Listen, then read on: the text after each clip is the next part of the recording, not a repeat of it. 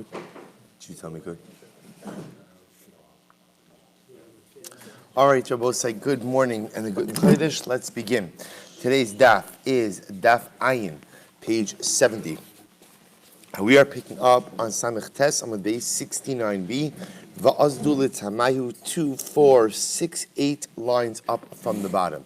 So remember again, just to orient ourselves a little bit, we spoke about a very interesting machlokes regarding a bachar, firstborn animal. And the case that we were dealing with was a third of the animal came out of its mother, and the Jews sold the first third to an akum. Then the second 2/3 came out. Right, excuse me, I should say the second third came out. So the shaila then was, what's the status of the animal? So we had a machlokes between Rav Huna and Rabbah. Rav Huna said the animal is kadosh because once the second third comes out, the majority of the animal comes out. Iglai milsel mafreya. It's retroactively clarified that the animal has kedushas bechar, and the initial sale is effectively void. Rabbah says the animal is not kadosh because the kedusha of bechar only occurs once the majority of the animal comes out, and the problem is by the time the majority of the animal comes out, halacha l'maisa, already a part of it is owned by the Gentile, thereby preventing the kedushas bechar from ever being chal. So the Gemara says va'azdu l'tamayu, and ultimately, again, I will say, and essentially, their machlokes is really on the nature of kedushas bechar. So really, Rav Huna is holding that kedushas bechar is retroactively takes effect from the beginning of the birth. In other words, it's triggered by the majority of the birth or the birth of the majority of the body of the bechar. But once the majority of the body of the bechar comes out, that retroactively triggers the kedusha to back to the moment of birth. Rabbah says, no, kedusha ultimately, again, is what we call mikan ulahaba. The kedusha of the bechar occurs once the majority of the animal has exited its mother, and ultimately, again, that kedusha is from this point going forward. And the Gemara says ultimately what? That they both go according to their reasoning. The itmar, it was another interesting case. Yotza shlish derech dofen ushnei shlishi derech rechem. Both said this is an interesting case. You'll consult the physicians for anatomically how this occurs. But in any event, 1/3 of the animal is born cesarean, and 2/3 are natural birth. Right? There's like a little bit of bobbing and weaving over here, right? So there's an in and there's an out. So 1/3 comes out natural birth, 2/3 comes out cesarean. So what's the halacha? So in this case, remember again, for a bechar animal is defined as petarechem, right? It's the one that opens the womb, which means that it is a din in natural birth. Here you have a situation where 1/3 occurred cesarean, right, and 2/3 occurred natural birth. Rav Huna Amar Eina Kaddish. Rav Huna says the animal is not Kaddish. Rabba Amar Kaddish. Rabba says the animal is Kaddish. Why? Both say same logic. Rav Huna Amar Eina Kaddish. Rav Huna says it's not Kaddish. Why? Rav Huna L'tamei Amar L'mafreya Kaddish. Because let's remember again, Rav Huna is true to his position. What does Rav Huna hold? Rav Huna holds that halacha l'maisa, the status of a bechar is retroactively chal to the beginning of its birth. Once the majority of the animal exits, we go retroactively back to the beginning of its birth. In this case, what was the beginning of its birth? It was Yotzei Dofen, a cesarean section. Since the beginning of its birth was not a natural birth, therefore there is no Kedushas Bechar. So the Gemara says, Veruba Kama Leisei Berechem, the beginning of the birth did not take place naturally. Rabba Amar Kaddish, Rabba says the animal is Kaddish. Why? Rabba L'tamei Amar Mikana Lahaba Kaddish. Because we'll say Rabba is of the opinion that Kedushas Bechar begins when the majority of the animal exits the mother.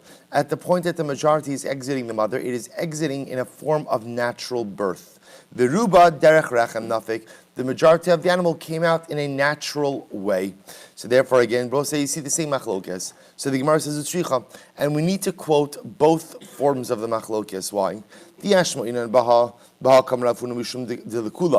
I might have thought, again, it's only in this case where Rav Huna holds his position because it results in a kula, i.e. the animal is not a bechar. But in the case where there's a chumrah, maybe he would agree with Rabbah, top of ayin. The itmar baha, and if we would only have said this case, It's only in this case Rabbi holds his position of Mikana Lahaba, but in the previous case, Ema Modile the Ravuna, therefore Tzricha. So bottom line, we have a fundamental machlokes about essentially how the mechanism or how the process of Kedushas Bechar unfolds. Here's what everyone agrees with. When does an animal receive its Kedushas Bechar? When does it receive it? When the majority of the body of the animal exits the mother. The machlokes Rav Huna and Rav is what then happens at that point. Excuse me, Rabbah. Rav Huna says once the majority of the body exits, retroactively that kedusha goes back to the beginning of the birth, and Rabbah will say no, it's only mikano lahaba from this point forward. How do we paskin? Rabbah say the Rambam paskin is like Rav Huna that halacha lemaisa. Once the majority of the body of the animal is born, the kedushas bechar retroactively goes back to the beginning of its birth. Which Rav Huna then tells us that if I have an animal and I sold the first third of that animal, the first third of its body that came out to an akum, ultimately, again, that sale would be voided. Because once the majority of the animal comes out of its mother, that Kedushas Bechar is retroactively chal to the beginning of its birth, and therefore, again, it's mafkia. It ultimately undoes or unravels that sale to the akum. That is indeed the halacha. Good. Tanan. Let's go weiter. Once we're on the topic of Bechar, you might as well do a couple of more cases. So Tanan, Hamivakeres Hamekasha Leiled. Here we go. So we'll say, so remember again, it's kind of still on the same machlokes. So this is the Mishnah. The Mishnah was an animal is giving birth, and it is giving birth to a Bechar. And what happens? Mechatech Ever Umashlich Leklavim. So we'll say, remember again, what did the Mishnah say?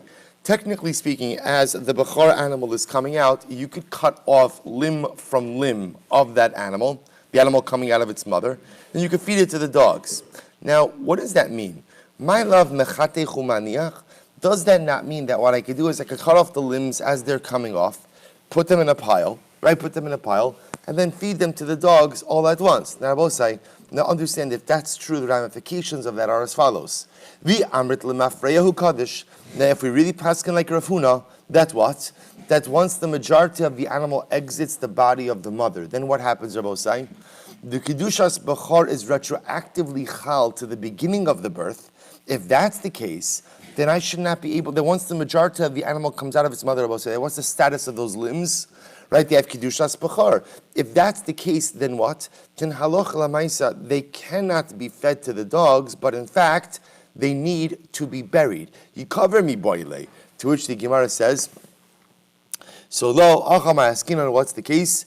B'mechatech u'mashlich. No. The case ultimately again of the Mishnah is where I'm cutting off the limb of the animal as it's coming out of its mother, limb by limb, and I'm feeding it to the dogs limb by limb.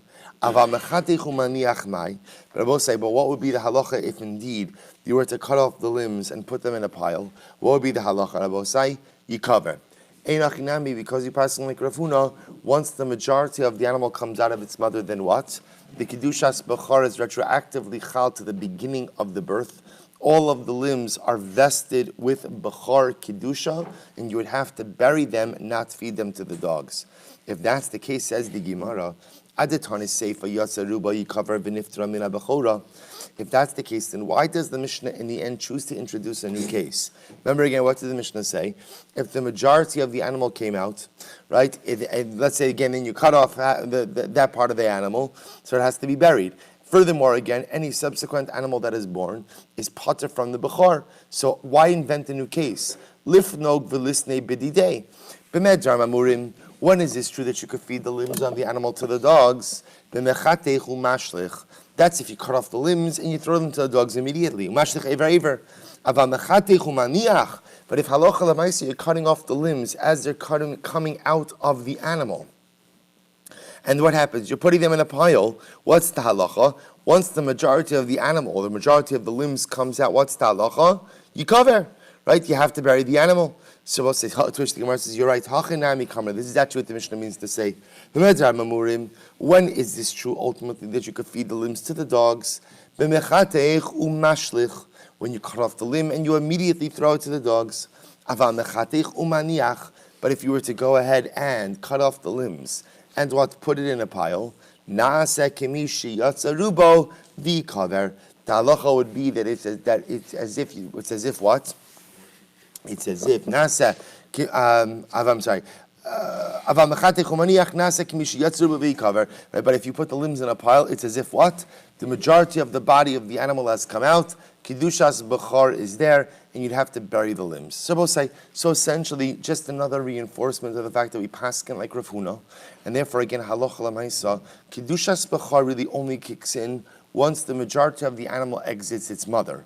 But once it kicks in, we paskin like Rav Huna that it will be retroactively chal to the beginning of birth. And therefore, even in this case, where you're cutting off the limbs of the animal as they come out, if you're placing it if you could feed them one by one to the dogs, but if you happen to be placing it in a pile, the moment that the majority of the limbs come out, in that moment, halacha l'maisa, Kidushas Bechor is chal on the limbs. You would no longer be permitted to feed the limbs to the dogs. You'd have to go ahead and bury it. Good. Weiter. Bayrava. Halchu be'ivarn achar harov, olo halchu be'ivarn acharov. So it's an interesting question the Gemara is posing over here. Literally translated, do we go after the majority? Or when it comes to limbs, do we go after the majority or not?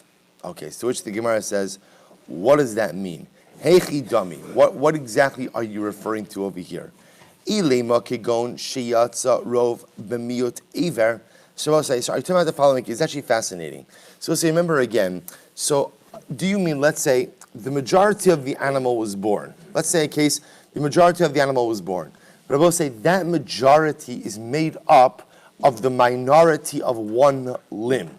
So let's say again, 51% of the animal has come out, but that 51% happens to be made up of the minority of one limb. So let's say the minority of the hind leg contributes to that majority, which means a minority of the hind leg has exited the body, which contributes to the majority of the animal, but the majority of the hind leg itself is still inside of the mother, is still in utero. So what's the shaila?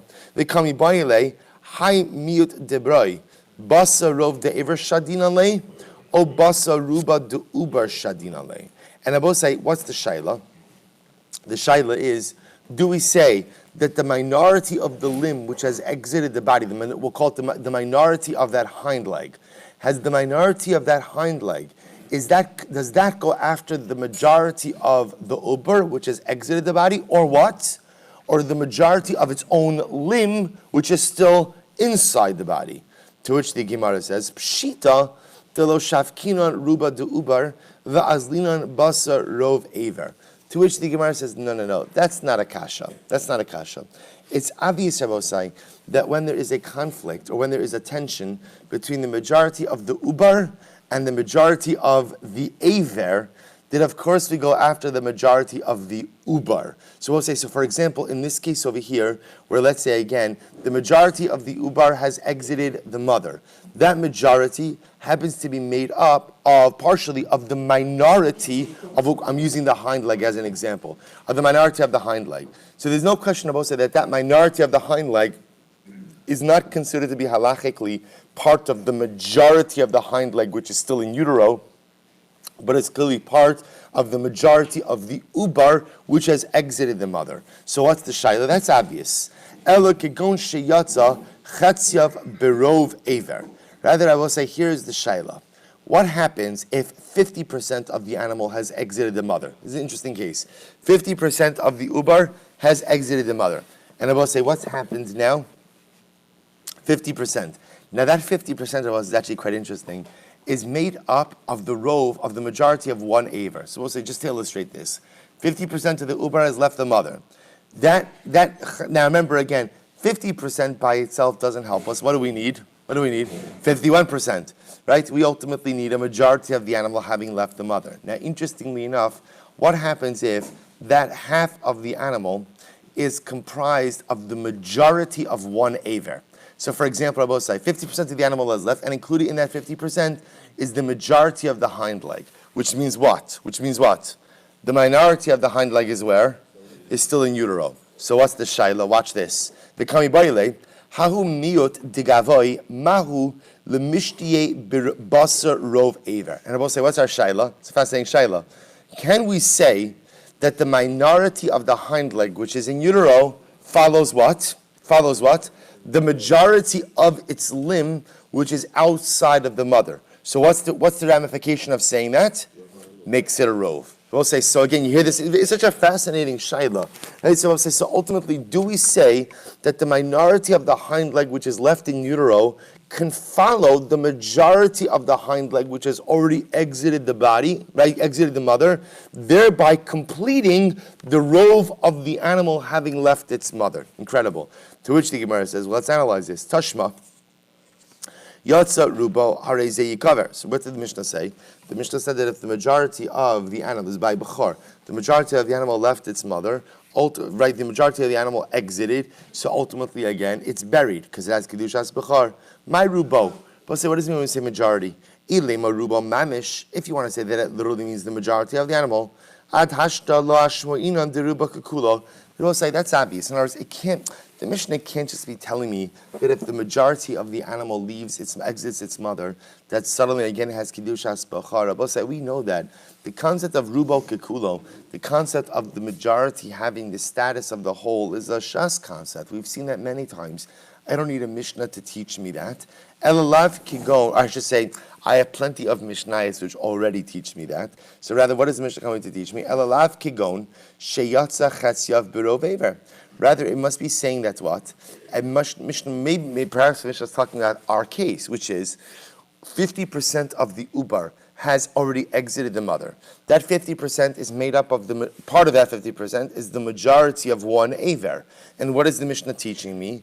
That halacha l'maisa, the miut, the minority of the aver, which is still inside of the mother, is considered to follow the majority of the aver, which has already left. To which the Gemara says, lo, kigon shiyatza rubo b'miut aver.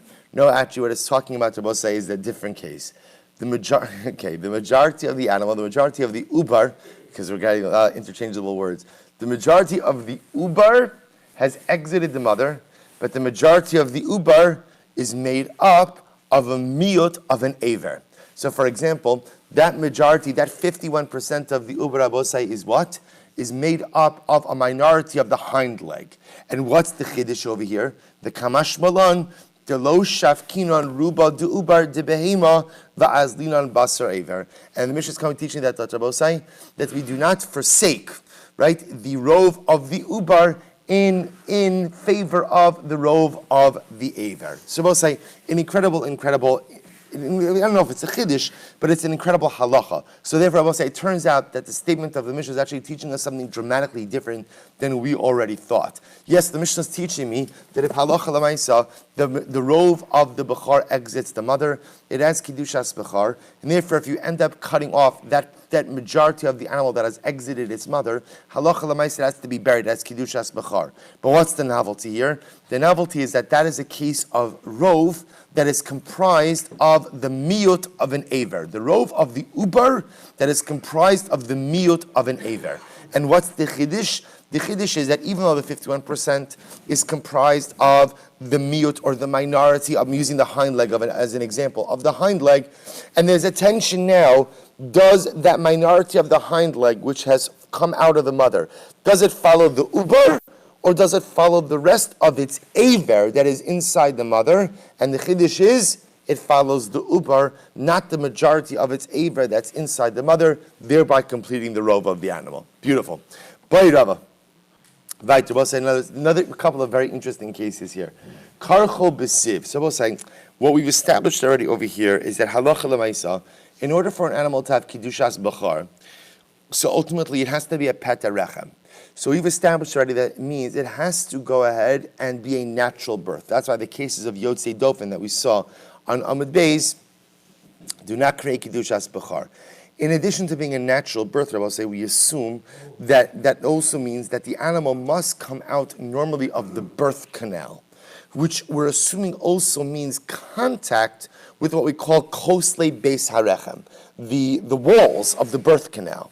We're going to now engage in a series of cases, I will say, where the animal is, quote-unquote, delivered through natural birth, but never actually has contact with the birth canal walls. So the shaila is, what happens in a case like this? So watch this. Bayirava. Karcho b'siv mahu. I will say, now again, as we're going to see, the practicality of these cases are not really that important, right? We're just trying to figure out conceptually, ultimately, again, what works and what doesn't work. Karcho b'siv. So for example, if let's say again, the person were to reach into the womb of the animal and were to go ahead and wrap the fetus, I will say, siv is literally palm bast. It's like it's the plant part that grows along the base of a palm tree. You were to wrap the baby, the fetus, inside palm bast and deliver it like that. Then I will say, now what's the only reason they're using this siv shebedekel is this idea because it's soft. So you're to wrap the baby in that. What's happening over here? That means the baby is coming out naturally, but what? There's an interposition between the baby and the kosle beis harechem and the birth canal walls. Or betaliso mahu. What happens if you were to wrap the baby in a cloak? Right? Right? Bishil yaso mahu. What happens if the fetus is wrapped in the placenta? To which the Gemara says, well, that's not a good one. Bishil yaso urchehu. What's the fact that the fetus is wrapped in the placenta? That's normal, right? That always happens. So that's not a problem. Ella bishil yacheres. Well, what happens if you wrapped the fetus in another baby's placenta? Mahu. Karachto va'achzaso v'hotziaso mahu. We'll say what happens if ultimately again you wrapped it up, right? You wrapped it up ultimately again and you took it out. V'hotziaso mahu. Heichidami. So we'll say, so what's the case in all of these cases? So we'll say the common denominator over here in all of these cases is that halacha lemaisa. It appears that the body of the fetus is not touching the kosle beis harechem. So it's being delivered naturally, but its body is not touching the birth canal walls. So what is is this considered to be a peta rechem or not? To which the Gemara says, hey chidami, well, let's further clarify the case. So if the head is coming out first, patrase. So we'll say again, remember, the birth of the head by itself meaning even without the majority of the body, the birth of the head by itself is enough to establish a birth. So if the head is coming out and you're just subsequently wrapping the body, there's nothing else to talk about. Look at Rashi. I will say it's Rashi on the first wide line on the bottom. Patrase, Reishe L'rechem, V'kadosh miyad, D'hayatza Rosho Harei Zekiyala. So we'll say if the head is born, normally you're just wrapping the rest of the body, there's nothing else to talk about. To which the Gemara says, Ela denafik derech margalosav. So rather, what do you have to say? You have to say that it's coming out feet first. Baby's coming out, right? The animal, the fetus is coming out feet first. And what you're doing is before the majority of the body comes out, you're wrapping the body in this interposing material so that the majority of the body does not exit in a natural way. It's interesting, I should take it back. It's coming out in a natural way, but halacha l'maisa, it is going ahead and not touching kosle beis harechem. So I'll say, the Gemara gives a more even seemingly extreme case. So we'll say, what happens if a weasel went ahead and swallowed up the fetus of the other animal? Votziaso, and then ultimately again expelled it. Mahu. Hotziaso hafikse. I don't understand if it. So we're going to define this case. It means just what it means in just a moment. Hotziaso, the Gemara says, I don't understand. Did the animal deliver it or not deliver it? If you look at Rashi, Rashi says bilaaso chulda b'soach harechem b'hotziaso. So we'll say the way Rashi is understanding this case over here is that halacha l'maisa, the weasel literally is going inside of the other animal, swallowing the fetus inside of the other animal and extracting it like that. To which the Gemara says, well, if the weasel is going into the other animal and swallowing the animal while it's in utero of the first animal, then of course there's no birth. To which the Gemara says, Ella, okay, this is a little bit wild, alright, so I'll say, so what happens? The weasel goes in, swallows up the animal, right, expels it, puts it back into the womb of the animal, right, and then it's born again. All right, so we'll say, whatever, you'll Google it, right, mahu, right, what's the halacha? What's the halacha? So we'll say, but I want to point out, you understand, the Rishonim already point out to us that obviously these are highly hyperbolized cases.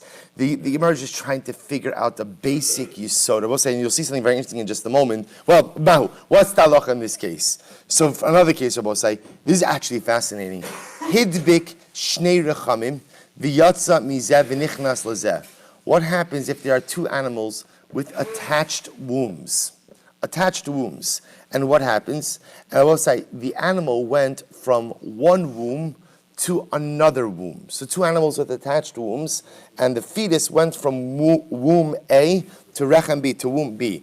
V'nichlas hazeh mahu, and Rabbi say it's born out of animal B. So mahu, didei patar, delav didei lo patar. So we'll say, do we say, so we'll say, here's what's interesting. If the animal was, if the fetus was conceived in A, but then there was a womb transfer to animal B, and it's born from animal B, so technically speaking, it's a peta rechem of animal B. But yet, interestingly enough, what?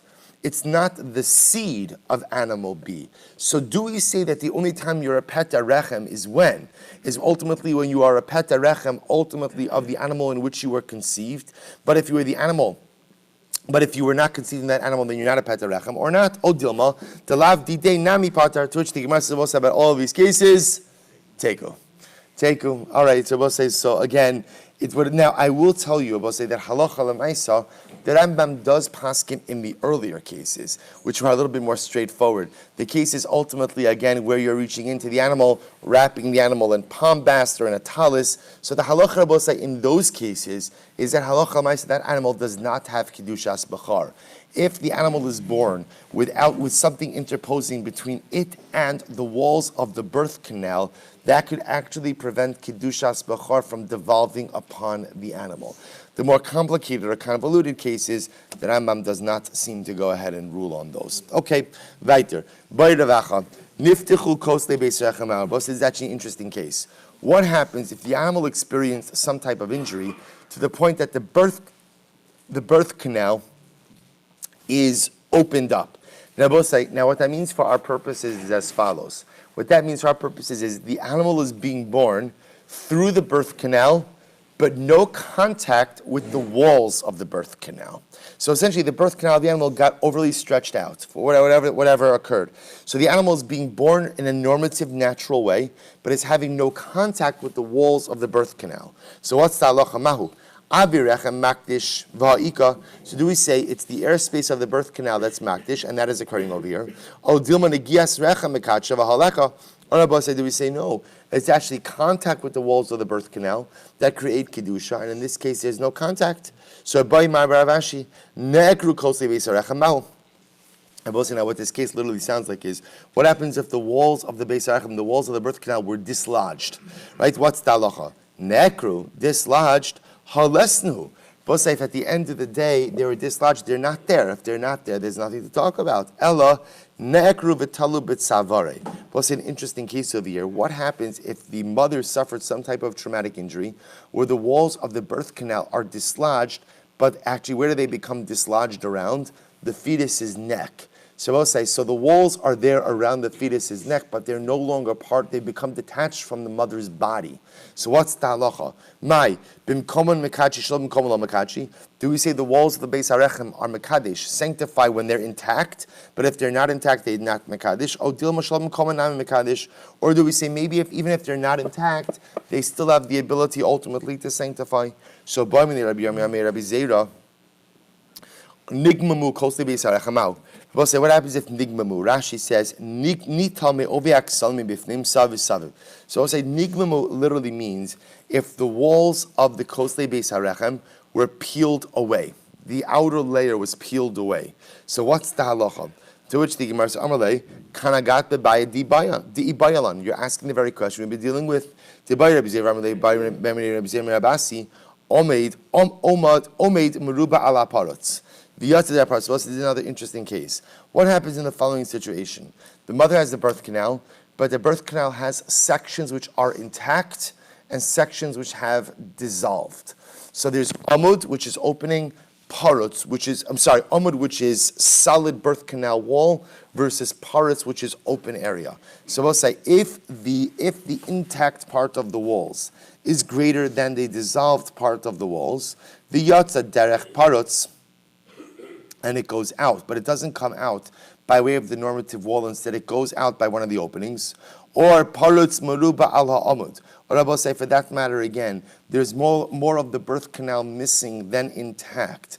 V'yatza derech omid, but ultimately, again, the animal exits its mother by one of the parts of the intact birth canal wall. Mai, what's the halacha? So the Gemara says, well, one second. Ad kan lo yibayile ela paretz muruba ala amud. So it says the Gemara, our kasha is dealing with the case of at least where some of the birth canal wall is intact. So that's the shaila. Di'ika omed ba'olam, because some of the birth canal is intact. Aval nigmamu. But I will say where the walls of the birth canal themselves have been peeled away, and there is nothing really left of those walls, lo kami bayile. That is not a shaila. And I will say in that case, halacha lemaisa, if the walls were peeled away, then what? Then halacha lemaisa, the animal does not have kedushas bachar. So therefore, I will say it appears that in this particular case, if the walls themselves were actually peeled away, then halacha lemaisa, the animal does not have kedushas bachar. Okay, incredible. Amud Beis, I will say, says the Mishnah. Behema shemeis ubra besoch me'eha. So we'll say, here we go. If you have an animal and the fetus died in utero. So what's the halacha? So we'll say now, the Gemara is asking a different kind of shaila. V'hoshit haroa es yado, and the shepherd reaches in to the womb of the animal, v'nagabo, and touched the dead fetus. So we'll say, so now what's the shaila? Bein bebehema tmeya, bein bebehema tahora, tar. We'll say whether ultimately, again, we're dealing with a kosher animal or a non-kosher animal. Ultimately, again, the shepherd is tar. Which Rabbi said, what is the Tanna Kama saying? The Tanna Kama is saying that the dead fetus does not transmit tumah. So remember again, an animal that dies without shechita is a nevela. A nevela transmits tumah. The Tanna Kama is saying that a dead fetus, a dead fetus inside of its mother in utero does not transmit tumah. Rabbi Yossi really Omer b'tmei tamei ub'tahora tar. Rabbi Yossi says it depends. If it's a behema tahora, then einachinami, the dead fetus does not transmit tumah. But if it is a behema tamea, a non-kosher animal, then if you contact with the dead fetus in utero, ultimately again will transmit tumah. Says the Gemara. Let's analyze this.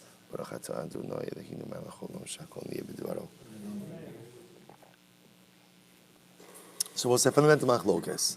So my time with the Tanna Kama. So what's the Tanna Kama's logic? Why does the Tanna Kama hold that under no circumstances does the deceased fetus in utero go ahead and transmit tumah? Rav Chisda kal v'chomer. Rav Chisda says it's a simple kal v'chomer. We'll say what's the kal v'chomer? Im ho'ila imo lahatiro ba'achila. If Rabbosai, the mother, the shechita of the mother, ultimately goes ahead and allows for the fetus to be consumed without its own shechita, lo soyalo litahuri midei nevela. Certainly, again, the mother should also go ahead and what? Help the fetus that it doesn't convey tumas nevela. So we'll say, so essentially what the Tanna Kama is saying is like this. Essentially, we treat the fetus like what? Like what? Like the mother. So the same way that if I shecht the mother, right, I don't have to shecht the fetus. Even though I must remember again, we're going to see the more extreme case of this. The more extreme case of this is you shecht the mother, you open up the mother, there's a fetus. The fetus gets up jumping around, right? What's the halacha b'osai? You can take a bite out of it. I mean, I'm not suggesting it, but you could take a bite out of it. It's right. It's dead. It's dead. So the Tanna Kama will say, just like the shechita of the mother takes care of the fetus, even if the fetus is quote unquote alive right in front of us, so too the status of the mother should take care of the fetus legabe nevela also. Just like the mother is alive and well, there's no tumas nevela, so too again the fetus will not have tumas nevela as well. To which the Gemara says, Ashkechan behema tahora. Shabbos say, so that works fine. This concept works fine for a kosher animal, right? Because you're telling me now, just like if you shecht the mother, the shechita of the mother takes care of the fetus. So too again, just like the mother doesn't convey tumas nevela right now, so the child won't convey tumas nevela. So that works fine for kosher animals. Behema tamea midal. And how do I know about the behema tamea? So Amakra v'chi yomos mina behema. Because the pasuk says as follows. Pasuk is already talking about nevela. Pasuk says v'chi yomos mina behema asher hi lachem la'achla hanogeh b'nivlasa yitma'at ha'aretz. The Torah says if an animal dies, right, without shechita, if you touch its carcass, you become tamei. So the Gemara dashes the pasuk as follows: v'chi yomos mina behema. If an animal will die, what is that referring to? Zu behema tameya. This refers to a non-kosher animal. Asher hi lachem la'achla, that is for you to eat. Zu behema tahora, that refers to a kosher animal. So what do you see from here? Iskish behema tameya lebehema tahora. The Torah is comparing a non-kosher animal to a kosher animal. Ma behema tahora ubratar, just like a bosai kosher animal, even if the fetus dies in utero, it does not have tumas nevela. Af behema tameya ubratar, so to by a non-kosher animal, if the fetus dies in utero, it does not convey tumas nevela. Beautiful. So we'll say, so that is the shita of the Tana Kama. Halacha l'maisa, the fetus has the status of the mother, and therefore, even if the fetus dies in utero, it does not convey tumas nevela. Beautiful. Rabbi Yossi Haglili, my timer. Rabbi say, what's Rabbi Yossi Haglili's logic? Rabbi Yossi Haglili holds that halacha l'maisa, by a kosher animal, the deceased uber does not convey tumas nevela. But ultimately, again, by a non-kosher animal, it does. What's the logic? Rabbi Yitzchak to Amakra, v'chol haholich al kapov b'chol hachaya hacholeches. Hacholeches. We'll say, watch this. The pasuk says, anything holich al kapov, anything that walks on its paws, in any chaya that walks on four, tameim heim lochem. Ultimately, again, are tamei b'nivlas hanogeh b'nivlas sam yitma adar. If you touch their carcass, ultimately you'll be tamei. What's happening over here? Mahalchi kapayim b'chaya tamei silacha. Teacher Yossi Alilu will say, those animals which walk on paws, mahalchi kapayim b'chaya, those animals which walk on paws, right? I should say it differently. Mahalchi kapayim b'chaya tamei silacha. Yossi Alilu is a very interesting drasha. He says, those which will walk on paws that are inside of another animal, I have made tamei to you. So we'll say a very unique drasha over here. V'chol haholich al kapav b'chol hachaya, Rabbi Yossi understands is dafka referring to a fetus. Anything that will walk on paws that is inside of another animal and has died inside that animal conveys tumas nevela. Okay.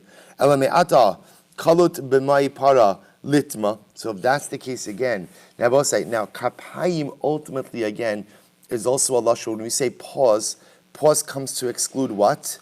Split hooves. So Rabbi Yossi Haglili is saying that this is dafka adin in animals without split hooves, i.e. non-kosher animals. So if the Torah is telling me that if I have a hochi kapayim, an animal which walks on paws, i.e. non-split hooves, that dies inside of a chaya, dies inside of another animal, that animal conveys tumah. Well, if that's the case, says Gemara Elamiata, kalut b'mai par litma. If that's the case, Rabbi say, then if you have, remember, kalut Rabbi say is our case of a cow, right? Without split hooves, some type of deformity, right? The cow, so let's say if you have a kalut b'mai para, it should go ahead and convey tumah. Why Rabbi say? Because ultimately, again, Rabbi say that would satisfy the criteria of an animal that walks on paws, that is inside of another animal. So if you have a cow that's pregnant with a kalut, and that cow, the fetus dies in utero. So ultimately, again, that fetus in utero should convey tumah because it walks on paws, i.e., it doesn't have split hooves. To which the Gemara says, "Mahalchi kapayim mahalchi arba." Mahalchi arba, because we'll say that's a different case. Why? Because that bahai mahalchi arba mahalchi shmonu. So we'll say under normal circumstances, what we say is, Rabbi Yossi Haglili's drasha is, it's a mahalchi kapayim. It's an animal that walks on paws inside of an animal that walks on four paws.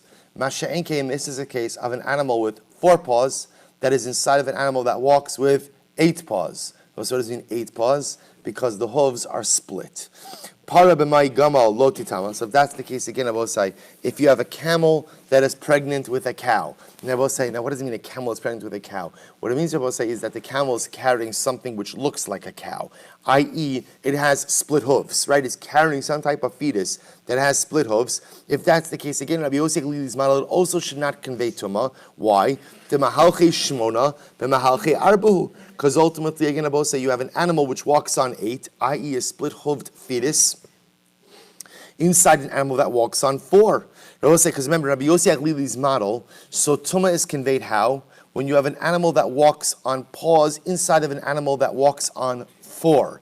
But if the Gemara suggests you have a variation of that, the dead fetus should not convey tumah.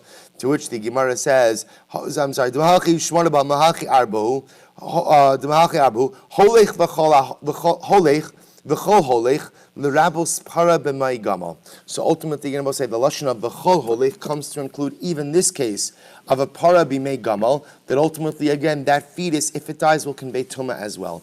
Kalut b'mai kluta l'tameh. We'll say if that's the case, if you have an a kalut that is inside of, that's a kalut fetus, inside of a kalut mother, that dead fetus should also convey tumah. De mahalchi arba mahalchi arbahu. Ultimately, again, I will say that what? Because that's an animal with 4 paws that is inside of another animal that walks on 4. To which the Gemara says, no, lahachi ahani kavachomer drav chista. Ultimately, again, I will say that's where the kavachomer and Rav Chista will come along and be helpful to tell me that just as the shechita of the mother ultimately again helps for achila, certainly would help for tumah as well. Maskifla Rav Achdabai bar Ami. We'll say let's just do a few more lines. So Rav Achdabai bar Ami raised the kasha. Chazir b'mei chazira lo l'tamei. We'll say if that's the case, then a chazir, right, the chazir fetus inside of a chazir mother should also not convey tumah. Why not? I will say understand the chazir is unique. Why? It has split hooves. Because I will say that is an 8-hoofed animal inside of an 8-hoofed animal. Rather, Nachman bar Yitzchak says, you're right, Rabbi Yosef Levi's drasha is from here. Nefesh kisiga b'chol tamei o b'nevelas chaya tmeya o b'nevelas behema tmeya o b'nevelas sheretz tamei. V'chi nevelas behema tmeya metama u'betar lo metama. So we'll say, why does the Torah single out an nevelas behema tmeya? Remember again, the halacha is nevela conveys tumah, whether is it a nevela of a kosher animal or a nevela of a non-kosher animal. Why does the Torah choose to single out the nevela of a non-kosher animal? Ela eza zeh. Rather, what are we referring to over here? Zeh ubar.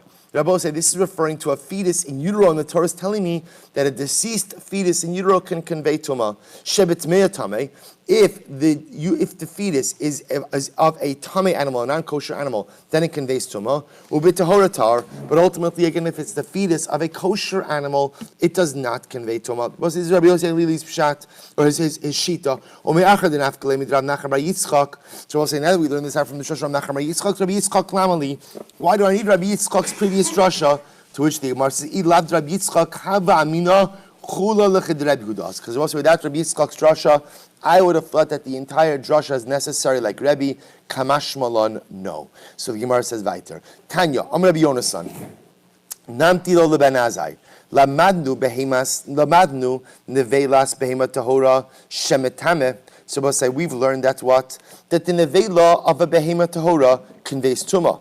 Unevelas behema tmeya shemetama. And I will say I know that I bet nevela. And I will say this has nothing to do with fetuses now, right? So remember again, we just we paused on our machlokes ultimately between Rabbi Yosef Lili and the Tanakama, right? That fundamental machlokes I will say is still here, which is the Tanakama telling me that an uber never conveys tumah. If the uber dies in utero, it never conveys tumah. Rabbi Yosef Lili making the distinction: the uber of a kosher animal does not convey tumah. The uber ultimately again of a non-kosher animal does convey tumah. I will say we'll have to stop over here. We'll let Mirat Hashem continue with this conversation tomorrow.